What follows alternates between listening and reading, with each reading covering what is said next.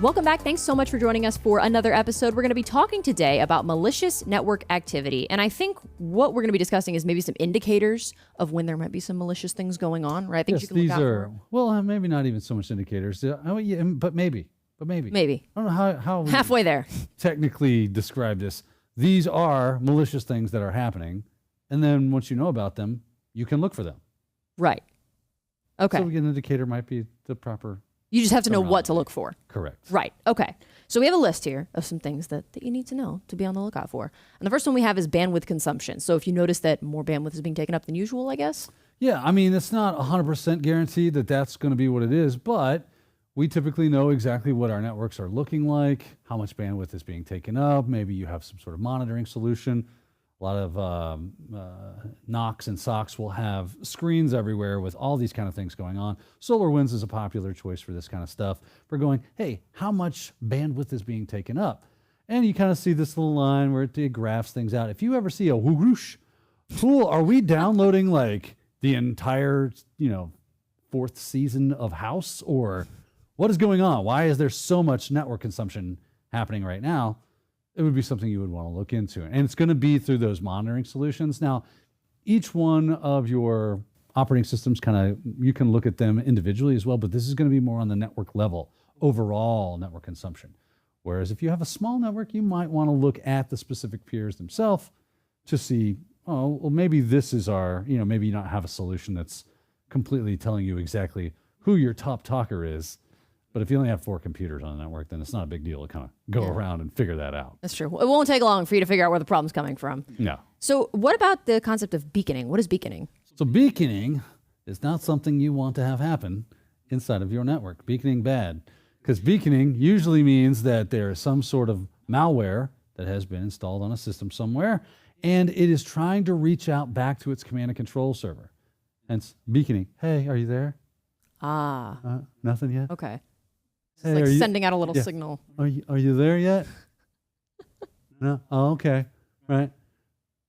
Are you there? Right. So, and it does this at sometimes random intervals, sometimes regular intervals. If they're doing their job well, they'll add some sort of randomness to it because that constant heartbeat of a spike that happens every so often is going to be a telltale sign. We can actually take a look at this because I've installed an agent, a malware agent on this 2019 server, and it should be communicating with its C2 server, right?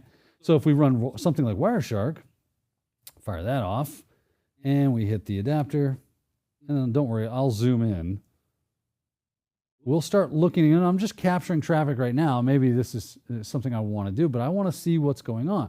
But now that we have a bit of, some talking, some things that are going on, I want to know what is going on here. So I'm just going to kind of stop this.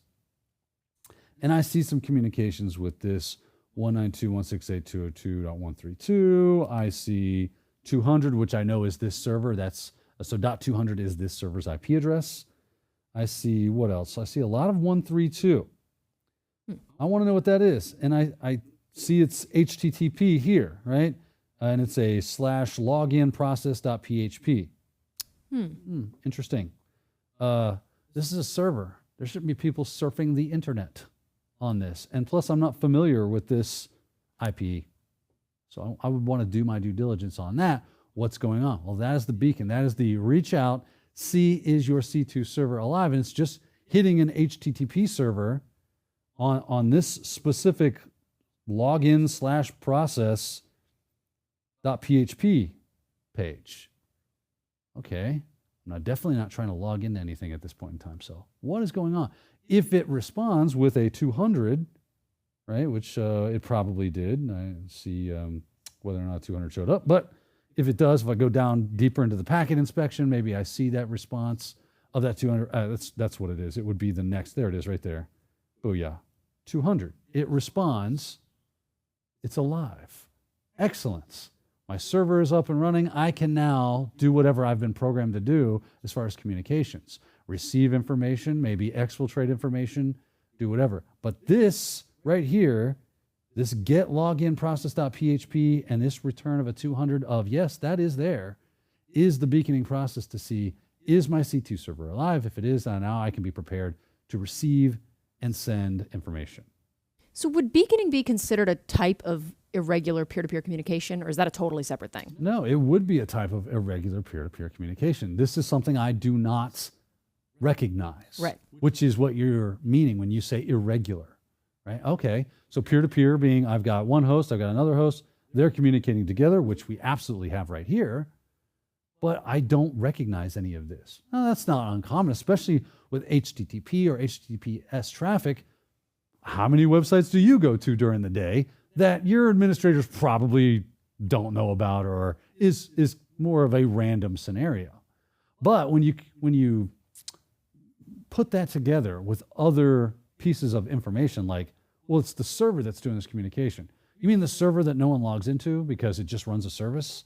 And the only time we log into it is when we do an update, or we're definitely not surfing the web from there. And if we are, it's probably to do something like access a service that it needs to have access to. And that'll be a known entity. I don't recognize this. That is what the definition of irregular would mean. It's very strange.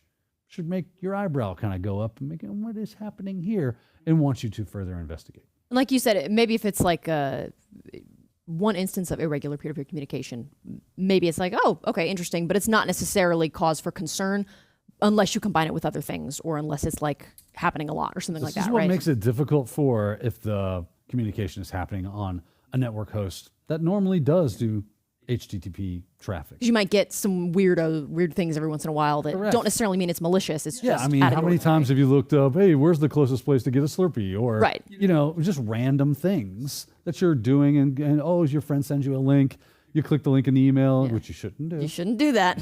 That's bad. But you did. And it took you to this site, and it's, oh, this is funny. It's a meme or whatever, right? Random networks. That's why this makes this very difficult. But once we see that repetitiveness, that's what we're starting to look for. And of course, we can do things to try to pare this down, make it a little more easier to digest. But ultimately, that's what we're trying to look for, is that irregularity. And if you correlate that with something like beaconing, where there is a regular irregularity, right? Now we got ourselves a pattern, and that should get us to where we're trying to go, which is, is there a malicious activity happening? Yes or no? I can pare that down. And like you said, with happening on the server, that's also weird and probably cause for concern, because they shouldn't be doing that. So another thing to look out for. Yep. We also have the idea of rogue devices on the network. How might you pick that out? Rogue devices on the network, that's going to do through asset discovery, right? And asset management. With your asset management, if you know everything that you've bought and paid for and have hooked up and plugged in, it's got a spreadsheet or some sort of management platform where I can go in there and say, hey, here's all the devices. Everything that gets plugged into our network is logged. It's got an ID tag. It's probably got a barcode on it. You can scan that into a database. And it's got an IP that's associated with it. I can look all that stuff up. And I do regular scheduled things like, hey, make sure that all the devices are alive and that they're working. Let's mitigate anything that's not up right now. Why is that not up? Let's take a look at that and get those up. Well, if you find new things, you go, what is this? What's this wonderful device? I don't recognize this IP address. Or that's not what normally is on that network port that's plugged in. That's usually a printer. Now it's a Raspberry Pi. Odd. We should probably investigate, right? So that's the idea. You would just have to actually do some scanning, look at the assets that you're seeing, and then lining that up with your baseline of, this is what we should have, this is what I'm seeing, and any kind of flyers on that as far as like, these MAC addresses are not anywhere in the database. We should figure this out. And also, if you notice, like, if there's, I guess, scans being done of your network, that might be a sign that something fishy is going on. Yes, absolutely. Like, your network should only be being scanned by you as the administrator, not by anything else. So if you do something like pull this Wireshark up, right? And let's do another capture. So I'll just start the capture here and continue without saving. And let's jump over to, this is my C2 server, it's Empire. And we'll just bring up this lovely thing, nice terminal. And we'll run a scan, right? We'll do an Nmap scan, -s, T, yeah, let's have some fun. -n, -pn, do what, T5, let's crank it. And we'll just do like, fast. So this is only going to do top 100 ports. And we'll give it the server IP 202.200. Fire it off. Wait for it. Oh, look, we have some open ports. Cool. I, as an attacker, have scanned it. Or maybe I have taken control of a device on your network and I've installed something like Nmap and I'm scanning, or it has that capability to do those scans. Look for other computers. Look for open ports on those computers or devices. Let's jump back over. And now I can stop this. Let's kind of get back up into the guts of this thing. And we're probably going to see a lot of activity coming 132. That's the actual bad activity right there. But why is it not scrolling? Are we at the bottom? We are at the bottom. I'm looking for, it's probably going to be all the way at the top. There it is. Oh. Right? This is the telltale signs of a scam that went really fast from the source to the destination, and port only sends because it's trying to create a TCP connection with a three-way handshake, and it's going through this hammer down time. Now, a lot of times they will do things to obfuscate this, make it run very slowly. They're usually in no hurry to let it do its thing. But if I keep seeing this type of traffic where it's just random connections to random ports and then nothing else, and then it just quits, that's the kind of traffic I'm looking for that would raise an eyebrow. That is possibly malicious activity and most likely a type of scan. Could also be if I ran like a brute force scan against a web server. I can see that in the logs. If I have a log running, I can see, oh, look at all these connections from the same place and systematically and alphabetically going through different web pages. Interesting. That's called a scan. It's programmatically looking for directories and web pages that aren't being listed or just kind of told. Maybe I can uncover something interesting by doing something automated like a scan and picking that up. Again, that might come from the outside. That might be from a device that's already on the inside. We definitely want to, if you see it on the inside, that's when the alarms really go off. It is not uncommon to get scanned from the public-facing internet. Very common practice. So not a lot of times do we alert on those kind of things, because otherwise you just get alerts all day long. But maybe certain things that it would hit on, you would want to set up alerts for, because you would know, oh, they found something. Okay. So, and just to clarify my own vocabulary, scans and sweeps, are those basically the same thing? So a sweep would be like, hey, how many, what computers are out there? Okay, gotcha. What hosts, what devices? Okay. That's typically a sweep, like a ping sweep. Okay, that makes sense. Yeah. Gotcha. So it's still looking for stuff, but it's looking for devices as opposed to... And then once I found devices, I can run scans on those devices. Gotcha. And go, okay, what does that device do? What ports and services are open? If it's a web server, what URLs can I hit?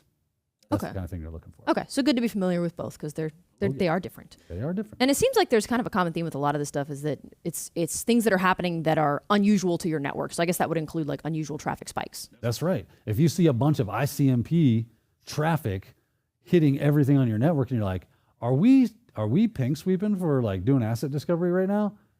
Nah, I'm not. Then something's doing it, because I'm seeing it here in my scan, right? And it really does kind of come back to the main point of this. How do you find malicious activity? You look. You have to be looking.